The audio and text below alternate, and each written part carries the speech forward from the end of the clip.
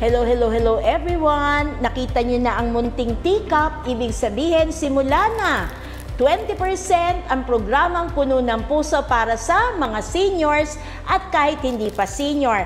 At ngayon sa araw ng Lunes, kasama natin muli walang iba kundi si Father Jenny Diwa. Good afternoon sa inyong lahat. Hello. Let us praise the Lord. And give Him thanks. So, talagang in love na ang ating mga puso, maliwanag na maliwanag, nakikiselebrate na tayo ng Jubilee ng Sacred Heart of Jesus. Pero ngayon sa ating programa, isa-celebrate na rin natin. Introduction na ito sa 40 years, Jubilee rin, Father, ng Lay Force. So, 40 taon. Siyempre, walang panama doon sa 350 years, di ba? Pero ito ay bunga na rin ng pag-ibig at pagmamahal. Pero meron challenge kasi, sinabi ni Father nung nakaraang Lunes, knowing, loving, and imitating Jesus.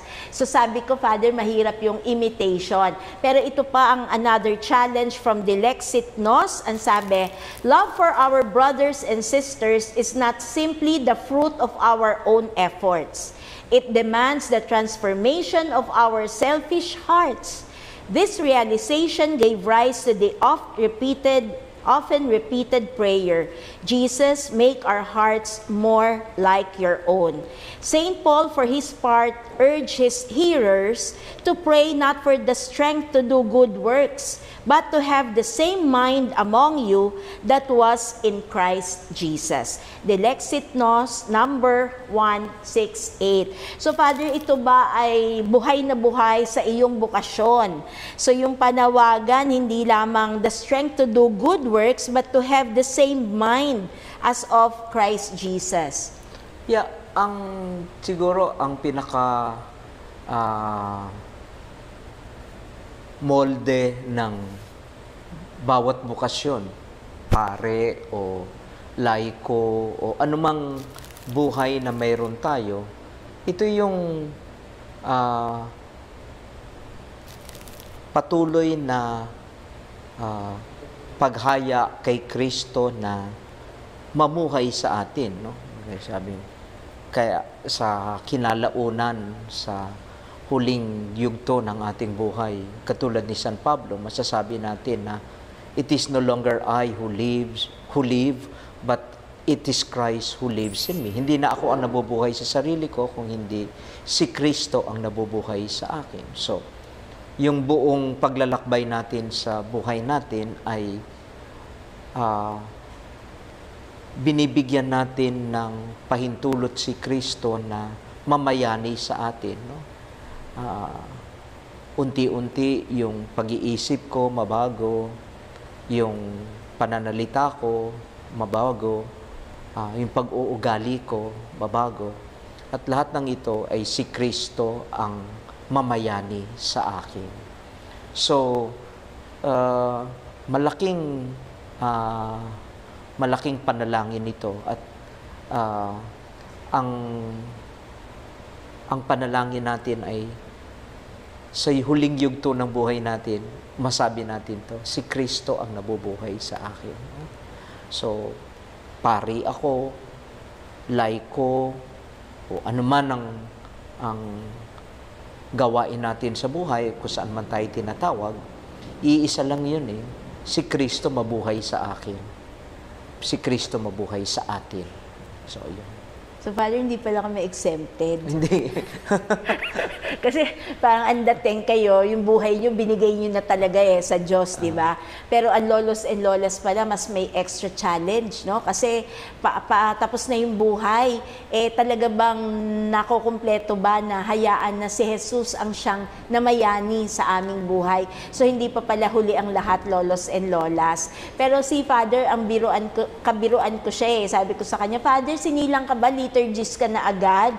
O ano mo mga pinagdaanan mo muna, yung bukasyon mo, yan ba'y namana mo sa lolo't lola mo? Paano ka ba napunta sa sitwasyon na yan? May mga taong malaki ang influensya sa paglago ng bukasyon ko. Unang-una yung tatay ko. Bagamat nandun din yung nanay ko, pero mas matingkad yung tatay ko kasi ang tatay ko ay madasalin. Tuwing gabi, tinitipon kami ng nanay at tatay ko bago kami maghapunan at nagdadasal kami. Tatandaan ko yon, gabi-gabi yon. At madalas, ang tatay ko, pagkatapos namin magdasal, natitira siya doon sa upuan, doon sa harapan ng altar namin. Pinapanood ko lang siya. Pero nakapikit siya, tapos taimtim na nananalangin. Parang yun yung first catechism ko sa prayer, yung tatay ko. Hindi niya ako sinasabi, anak, ganito ito, ganito. Hindi. Pinapanood ko lang siya. Para nasa isip ko, ano kayang sinasabi ng tatay ko sa Diyos? Ganon. Parang kampante siya. Ano kayang nararamdaman niya? So, madami kong katanungan na unti-unti na tutuklasan ko sa buhay ko bilang isang mananampalataya. So, yun yung unang tatay ko. Ang ikalawa ay lola ko. Kasi, yung lola ko, lagi naghahanap ng isasama sa simbahan tuwing umaga kung sinong pwedeng isama. Ako laging nakikita. Marami kami magpipinsan kasi madami silang anak. 12 yung anak ng lola ko. So, ako lagi nakikita. So, ako laging sinasama sa simbahan. Pag nasa simbahan na kami, kasi aga-aga, inaantok pa ako. So, pero, at that time kasi, ito yung transition from Vatican II to, from yung dating, First Vatican. Yung Council of Trent to Vatican II. So, unti-unting ini-implement yung misa. Pag tinitignan ko yung parish priest namin at that time, parang manghang-mangha ako. Hindi ko alam kung ano nangyayari. Hindi ko naman, kahit lola ko, hindi naman ipinapaliwanag sa akin kung ano yung misa. Pero nandoon ako. Parang, wala lang. Parang, namamangha ako sa lahat na nangyayari. At laging nasa isip ko, sabi ko, pag lumaki ako, magpapari din ako katulad niya. Sabi ko, gano'n. Lagi ko sinasabi yun tuwing umaga. Tapos pag uwi namin sa bahay, kasi ang nanay ko merong makina, yung sa tahian. Okay. Merong Machine. Sewing machine. Tapos, yung sewing machine, may cover na tela. Tama. Lagi ako nagtatago doon pagka galing sa simbahan. Tapos meron akong takip ng ice cream. Doon ako nagmimisa. Ginagaya ko yung pare kung ano yung ginagawa sa simbahan, kung ano yung nakita ko. Namamangha ako, so minememorize ko kung ano yung ginagawa niya. So, yun lahat yun, gagawin ko doon sa ilalim ng sewing machine ng nanay ko. Tapos hanapin nila ako, hindi ako makikita, pero nandun ako. So, yun yung dito nabuo yung yung desire ko na magpare. Tapos sinikap kong maging sakristan, kahit na hindi pa ako nagpa-first communion, sabi ko, dun sa pinsan ko na mas matanda sa akin ng 2 taon, sabi ko, mag-serve tayo sa misa. So, kaming dalawa. Siya nakapag-first communion na, ako hindi pa. So, nagsiserve lang ako, pero hindi ako nakakakomunyon. Pero, masama ang loob ko pag hindi ako nakapag-serve. Ganon. So, lumaki akong ganon. Tapos, yun nga, ang ganda nung nakikita ko kasi yung magulang ko, tapos yung lolo't lola ko, ganyan, may influensya dun sa tapos although kasi sabi ko high school papasok na ako ng So nagmamadali ka na talaga, Father. Oo. Ayaw naman ng tatay ko. Kasi sabi niya, ikaw ang panganay sa lalaki, sabi niya sa akin. Mas gusto niya na magdoktor ako. Sinabi niya sa akin noon. Kaya nung sabi niya sa akin, wag mo muna isipin yung pagpasok sa seminaryo. Kasi gagraduation na ng elementary, grade 6. Tapos sabi ko, Daddy, kukuha na ako ng exam sa seminaryo. Sabi niya, wag mo na, pagkatapos na lang ng college. Hindi ko siya sinunod. Nakipagkuntsaba ako sa isang tsuhin ko na nagsiserve sa simbahan. Sabi niya, tinanong ko, Tito, sabi ko, saan kaya ako pwedeng mag-exam? Sabi niya, sa Guadalupe, sasamahan kita. Dito sa Guadalupe Seminary. So, hindi alam yun ng daddy Hindi mo? alam. Ano naman, tamang-tama yon, uuwi sila ng Bataan, dalaw sila sa yung nanay niya sa Bataan. So sabi ko, nung Sabadong yon, masakit ang tiyan ko. Hindi ako sasama. Oh, papaiwan. Oo, papaiwan ako. Kasi nga may usapan na kami ng tiyuhin ko na mag-i-exam ako. So nag-exam ako. Nalaman lang nila na nakapag-exam ako, nung dumating yung sulat, na pumasa ako. So Na-surprise! Sabi ng tatay ko, ano ito? Sabi niya, uy ko, nag-exam po ako. Tapos, wala na siyang nagawa. So sabi niya, Pasado sige. na eh. So sige, sabi niya ganon. Father, balikan ko lang Lolos and Lolas, yung sinasabi ni Father Jenny kanina, yung makina, nung araw kasi, sa mga bata, hindi yun naintindihan, di ba yung sa paa, yung ginaganon, so parang pagpasok mo talaga doon at nakatalukbong ka, parang may platform kang sarili. Yun yung makina nung araw. Tapos nananahi sila, ginaganong-ganon yung paa. So, Father, nagpari-pariang ka pala. Yun pala ang simula ng lahat. Kaya nga, sabi ko, yun yung unang katedral ko. At may grand curtain. So, buhay pa ba yung makina Wala na, yan? hindi na. Sayang, Oo, ano? wala na. Pero alam ho ninyo, Lolos and Lolas, ang laki pala ng impact ninyo sa mga apo. Kasi ito, sa dinami-dami, dahil 12 daw yung magkakapatid, yung mga anak, sa dinami-dami, siya yung napili na isinasama sa simbahan beyond words. Wala naman salitaan. In-expose lang. At ang Diyos na yung gumawa ng paraan. Sa tatay, very unique yun, Father, kasi normally, ang nanay ang ang maengganyo. Pero sa iyo, nakita mo yung silent power nung dasal ng iyong ama. So sa pagpapatuloy, bata pa, yun na talaga yung pangarap mo, Father. Wala ka na, ang daddy mo lang yung nangarap ng iba para sa iyo, ang magdoktor. Sa iyo, wala kang alternative, Father? Wala. Kasi nung tuwing dadalhin ako ng lola ko sa simbahan, lagi kong sinasabi araw-araw, ganyan ang gusto ko, magpapari ako. Yung hindi ko maubos maisip, parang napakaganda, napaka-misteryoso. Sabi ko, yan talaga ang gusto ko. So, Father, bata ka pa noon. So, ilang taong ka sa minor seminary? Pumasok ako na minor seminary, 11 years old ako. Batang-bata, Father. Hindi ka binuli? Kasi malalaki sila, ikaw hindi. Siyempre, ang laki din ng struggle ko kasi sa bahay, wala ka naman study habits.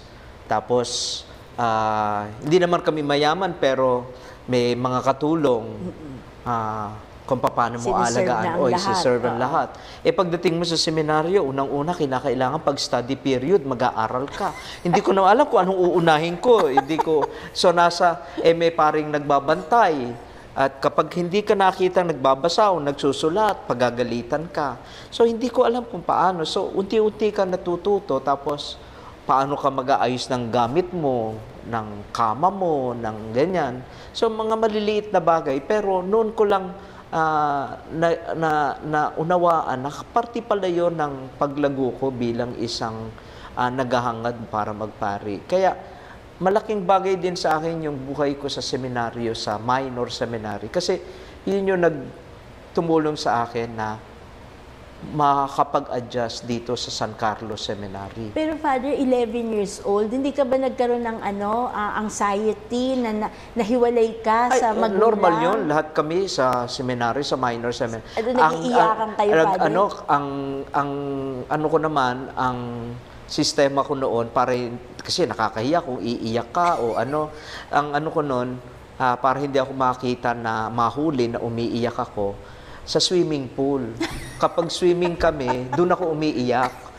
Na gusto ko umuwi sa bahay, ganyan. Pag kasi alas 4, sa seminaryo kasi, pag sports time, kinakailangan nasa swimming pool ka o nagsasoccer, basketball. Walang po pwedeng nasa dormitoryo o nasa classroom. So, sabihin, active time yun . So, ang swimming ako para walang makakita na umiiyak ako. Father, ibig sabihin, gumaling ka sa swimming, kakaiyak mo. So yan bang swimming pool na yan ay yung existing Ayun, pa rin oo, ngayon? Yan pa rin yun? yan pa rin, oo. Marami palang luha, no? Ang bumuhos Nadagdag dyan. Tapos, okay, mabilis lang ba yun, Father? Ilang taon yan? Hindi, Apat na taon? Oo, dahil siyempre pero katulad ngayon, yung disiplina, yung paghangad mo sa Diyos, sa dasal, lahat yun na ipunla doon sa Pero nung time na yun, yung mommy at daddy mo, pag dumadalaw sa'yo, hindi ba umiiyak? Nung una. Pero siyempre, as times goes by, nagiging parang normal Tumatatag na sila. Pagdating mo ng San Carlos Seminary, another struggle ba yan? O you got used to it already? Mas madali ang naging transition. Ang nahirapan ako nung college, nung third year college ako, nagkasakit ako na kinakailangan magpahinga ako ng 1 year. Oh. Kasi nagkaroon ako ng sakit sa puso na curable naman siya, pero kung magpapahinga ako. Kasi yung stress, syempre, sa demand ng Yung academics, so, nung third year, after third year, magpo-fourth year ako, pinahinto ako ng doktor. It was talagang struggle sa akin yun. Kasi all throughout, gusto kong magpare. Tapos, at a certain point, parang sabi ko, ba't ayaw ata ng Diyos? So, dun first time ko na nayanig, nagtanong tungkol sa bukasyon ko. Akala ko, sure na ako. All throughout, hindi ako kasi yung ibang mga kaklase ko, sila, parang nag-struggle na. Sabi ko, bakit? Ito gusto ko. Tapos, at a certain point, yung sakit, naging daan para tanungin ko sarili ko, bakit ko ba gusto magpari? Tapos, maganda din doon kasi si Bishop Bacani ang spiritual director ko at that time. Ano pa lang siya noon, hindi pa siya obispo noon. Yun yung sinasabi niya na inaakay ka ng Diyos para tignan ano ba ang gusto mo, ang Diyos o yung pagiging pari lang. So, yun yung sabi niya, sana makita mo na yung pagpakapari mo ay hakbang para mapalapit sa Diyos. Hindi yung pagkapari ang So, Father, literally huminto ka sa buhay mo ng isang taon. Hindi ka nag-aral, wala. Hindi. Stop talaga lahat ng activities mo. So, dun mo naman nadiskubre ang sagot sa mga tanong na yan. So, na-miss mo ang seminaryo noon. Talagang Sa loob na isang taon. Kilala ka pa ba ng mga kapatid mo nung umuwi ka? Yun din ang isa kasi, syempre, dun din naman yung adjustment mo sa bahay. Pero naman, kasi mababait din naman ng mga kapatid ko at alam naman nila na dahil sa sakit, dahil ako, kaya ako nandun. Kaya, maayos naman yung isang taong kong yon. Pero Father, tignan mo yung simbolismo ng puso. Puso talaga ang nasira sa iyo nung panahon na yon. At yun yung tema natin itong mga nakaraang Lunes, no? Kung gaano kahalaga yung at the core of your being, yung pagkatao mo. Medyo yun muna ang tinira, the physical organ, di ba? But it strengthened you in your spiritual life. So after that, Father, wala na, tuloy-tuloy na talaga. Malaking tulong talaga din sa akin yung pagkilala ko kay Santa Teresita, Saint Teres. Kasi since high school, malapit ako sa Carmel. Dinala kami ni Bishop Arguelles doon sa Carmel. Si Bishop Arguelles naman ang nagturo sa akin kay... Pero hindi pa siya bishop Hindi pa siya bishop. Prefect of discipline namin siya nung high school. Tapos si Bishop Antonio Tobias ang rector namin. Hindi pa sila mga obispo noon. Pero mga bigatin pa. mga matibay na kamay yun, Oo. ano? So, all throughout, naging ano ko, talagang until now naman, no? Parang elder sister, no? Pagka may tanong sa buhay, mayroong mga kadiliman. So, maanong yung liwanag na nanggagaling doon sa mga turo niya. So, malaking bagay sa akin. So, Father, parang pattern, parang si Saint Therese ay kaibigan, karamihan ng mga pare, naging spiritual companion niyo siya talaga. So, malaki yung role niya dun sa vocation. My vocation is love. Yun ba yun, Father? So, finally, nung naging pari ka, nasaksihan ba yan ng lola mo na Wala nag-akay na, sa'yo? patay na. Namatay ang lola ko nung ako ay third year college. Tama-tama yun yung time na Nag-stop ka muna. nag-stop ako. Kaya, ano din ako sa kanya na yung pagkakasakit niya ay nasa bahay din ako. Sabay kayo, Oo. nag-aalagaan kayong dalawa. Pero alam niya yon na tutuloy mo. So nung namatay siya, baon niya sa puso niya na magiging pari ka pa rin. So hindi ka na nagdalawang loob noon. Nung gumaling ka, Father, hindi ka na nagdalawang isip na, wag muna kaya akong bumalik. Walang ganon. Hindi, ako nga ang nagpupumilit bumalik. Hindi ka na maawat talaga, in other words. So, Father, during that time, nandito ka na sa San Oo, San Carlos, Carlos. no? So, laking Guadalupe ka, tapos San Carlos. So, during that time, itong area po ng lay force, natatanaw mo na to. Oo. Theology na ako nung na itayo na to, no? So, bakante pa to, nakikita mo na? Nakita, oo. Anong Babuyan. ginagawa nyo dito? Kumukuha ng kaimito, at saka ng mangga. Tapos kapag kagabi, pagka nagro-rosaryo kami, umiikot kami dito. Dahil may mga kalsada naman ito na sementado, na paikot. So, yun lang sa bahay paring yan, hindi na, masukal kasi masyado yan. Pero ito, nakakalakad kami, nagro-rosaryo kami tuwing gabi. So, Father, ang gitnang ito pala ay babuyan noon? Babuyan, may manukan, tapos nagtatanim sila ng mais, ganyan, kung ano-anong. So, nagtatakbuhan din kayo Oo, dito oo, at sabi mo, yung mga mangga pala na yan, sinauna pa pala yung manggang yan.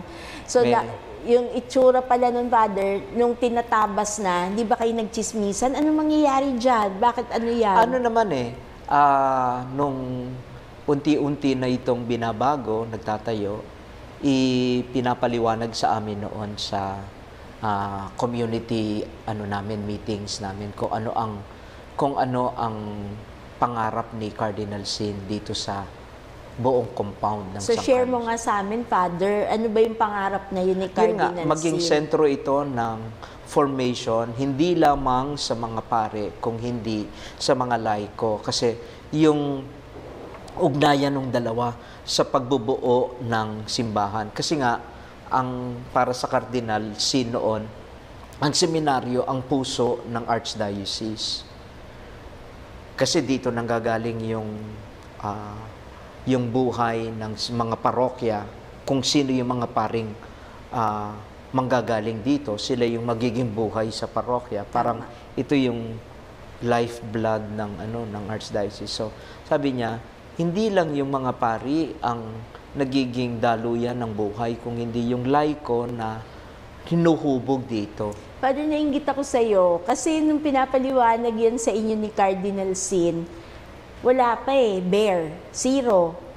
Tapos unti-unti, nakita mo na itinatayo yon. Tapos, nung pari ka na, ikaw ang mga sinauna na nag-avail at nag-implement nung vision na yon, yung dream na yon. Pero nung na-ordain ako 1988, na-assign ako sa Paco kay Bishop Bacani, ano din siya dito noon? Minister. So, inano niya ako, sabi niya, Jenny, yung evangelization dito, Clay. Clay. Catholic Lay Evangelization. Oo, kami yung unang nag-ano dito. Oh. Kasama ka sa nag-memorize, Father. Oo. Kasama sa kumatok-katok ng mga Oo. bahay. Kaya yan yung first year ko ng pagkapare sa Paco, yan yung ginagamit ko na methodology sa pagbisita sa mga bahay. So, in a way, it equipped me to relate to people, no? As a preacher and evangelizer. So, dito ko natutunan. Yung pala ang mga pinag-ugatan no, ng iyong ministeryo. Anong year ka po na-involved sa ALC? Pagkatapos ko ng mag-aral sa Roma. Kasi nag-aral ako sa Roma, pinadala ako sa Roma 1992. 1995, nung bumalik ako, ginawa akong treasurer, procurator ng San Carlos Seminary. At the same time, after some time, kasi nung sandali lang ako na-assign sa Paco, 6 months lang ako . Tapos pinalipat na ako sa Guadalupe Minor Seminary. Nung nailipat ako doon, lilipat naman ako dito. Tapos pinadala ako sa Roma. Nung nakapag-aral ako ng liturgy sa Roma, tsaka ako, pagbalik ko nga dito, naging treasurer ako ng San Carlos Seminary. After some time, ginawa na akong minister ng Liturgical Commission. So, 19 yan, Father? 1999. Kasi magbibilang na tayo. From 1999, ngayon, 2025, yun ang buhay talaga ni Father Jenny. No? Doon umikot talaga yung buhay mo. At saka, at that time, ang lawak-lawak ng Archdiocese ng Maynila, nag-iisa lang akong pare noon sa Archdiocese Liturgical Commission. At batang-bata ka pa nun, Father. At that time, lahat ng formation ng mga lay liturgical ministers, ako ang nagbibigay. Pumupunta ako as far as boundary ng Novaliches ng Bulacan. Na lahat ng Saturdays ko, lahat yun, all throughout the year. So, kahit saan ako magpunta, may nakakakilala na tutuloy sa akin. So, kasi lahat ng parokya yan, Father, Lahat. So, at that time, hindi ko rin alam kung paano ko nagawa yun. Ngayon, nung naghati-hati na, ginawa ng mas maliit ang Archdiocese of Manila, ako pa rin ang director ng Liturgical Commission, pero binigyan ako ng mas maraming paring katuwang. So, bawat hanay o sangay ng liturgy, music, altar server, lector commentator, lahat merong pare na nakatutok ngayon. Unlike before, ako lahat yun. Lahat. So, nung lumiit, mas dumami kami. At nagpapasalamat naman ako dahil ako ngayon na nagko-coordinate, pero sila na lang. Ang ko nga doon ay hindi naman ako indispensable. No? At siguro, isa ring kaligayahan ng isang guro na makita yung kanyang mga estudyante na natututo at nagiging daan din ng paghuhubog in a sa iba. certain way na multiply ang Father Jenny sa different dioceses, di ba? Pero Father, naging remarkable yung partnership mo with Layforce Chapel. Kasi lahat yan, nagampanan mo yung training po sa lahat ng mga nagsaserve sa misa dito sa Layforce Chapel. Ano nakain mo, Father, na dyan mo talaga ginawang parang school na siya eh? Hindi. Kasi ang naman nun talaga is Layforce. So, wala ka namang alangan namang idalin ko sa isang formation house now. Hindi naman yun ang talagang espiritu nung Kaya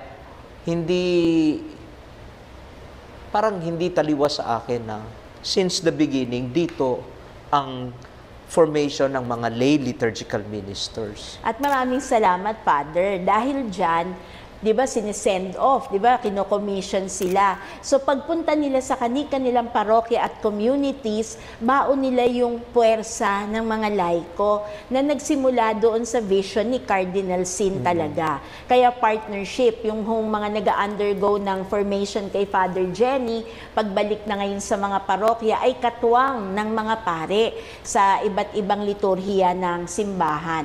So Father, ang 40 years po ng Lay Force ay July. So napakalapit na, parang next Monday, July na di ba? So katapusan na tayo ngayon ng June.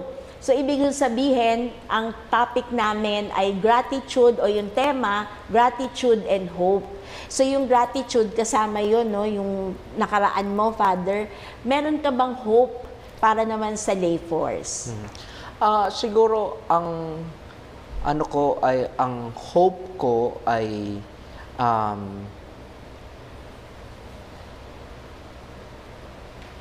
mapagtibay lalo yung ibinibigay na daan ng Lay Force sa mga laiko na yung karanasan ng personal kay Jesus. Kasi pwede tayong magkaroon ng maraming programa kahit kami naman sa Liturgical Commission. Ang daming programa. Pero ako lagi nagtatanong, itong mga programa bang ito ay nakatutulong para mapalugo yung personal na ugnayan nila kay Jesus. So alam ko parang highfalutin ito Pero dito ako bumabalik lagi. Ito yung pangarap ko na masabi ng lahat ng mga dumadaan dito sa Lay Force, mga lay liturgical ministers, na tulungan natin sila na matagpuan si Jesus. So, yun yung siguro. Ganda naman, Father. At gusto ko na rin gamitin ang pagkakataon na ito at na magpasalamat sa iyo, Father. Hindi lang dahil naging bisita ka namin sa 20%, pero kung maaalala mo, nung ako'y nagsisimula pa po sa Lay Force, ako'y naanyayahan mo na maging katuwang bilang laiko sa yung mga pinupuntahan mong different areas. Alam nyo, utang na loob ko yun kay Father Jenny kasi siya po ay unang nagtiwala sa akin. Maganda yung ginawa mong yun sa buhay ko bilang laiko, Father, kasi liturhiya yon, pero hindi ka nagdalawang loob na pagkatiwalaan ako bilang laiko. Kasi sabi mo nga, ang pangarap talaga ay yung maranasan kung sino si Kristo sa buhay natin. At siya po ang nagbigay nung pagkakataon na yun sa akin. So, maraming salamat, Father. On the 40th anniversary of Lay Formation Center, I am here. Very grateful to you, Father Jenny. Thank you, Kasi ang isang pari ay nagtitiwala sa isang laiko, natupad na ang pangarap ni Cardinal Sin. A clergy-lay partnership. So, thank you, Father. Maraming salamat din. Maraming At salamat. lolos and lolas, nagbibilang tayo ng mga edad. No? Nagsimula tayo ng 350 years, Jubilee ng Sacred Heart through Saint Mary Margaret Alacoque. Ngayon naman, 40 years, yan naman ang ating bubunuin ng mga pasasalamat, gratitude and hope. Pero samahan nyo kami, lolos and lolas, na sa inyong panalangin, sa inyong adoration, ay ilakip din ang intensyon ng mga kaparian na sila ay patuloy na maging banal sa kanilang ministeryo at maakay tayo sa puso ng ating Panginoong Jesus. And for the last, Father, na closing prayer, kindly pray for us in your own way, pati ang lolos and lolas natin. Mapagmahal naming Ama, Ikaw ang pinanggagalingan ng lahat ng kabutihan at lahat ng kagalingan. Dumudulog po kami sa iyo upang ang biyaya ng iyong anak sa Espiritu Santo ay lalong manahan sa amin at makita namin at matuklasan na ang pag-ibig mo sa amin ay hindi nagmamaliw. Ito na sana ang aming panghawakan at dahil sa iyong pag-ibig ay mabigyan kami ng lakas upang tunay na magmahal sa iba.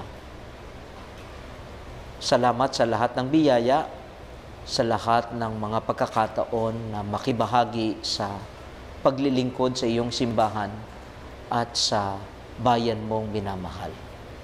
Sumainyo ang Panginoon At sumainyo. at pagpalain kayong lahat ng makapangyarihang Diyos ng Ama at ng Anak at ng Espiritu Santo. Amen. Maraming salamat, Father Jenny Diwa, at taus-pusong pasasalamat din sa inyo na mga sumusubaybay sa ating programa. Let us praise the Lord. At sa inspirasyon ni Father Jenny, ating tandaan, Lay Force is not just a place, but an experience of Jesus. Bye-bye!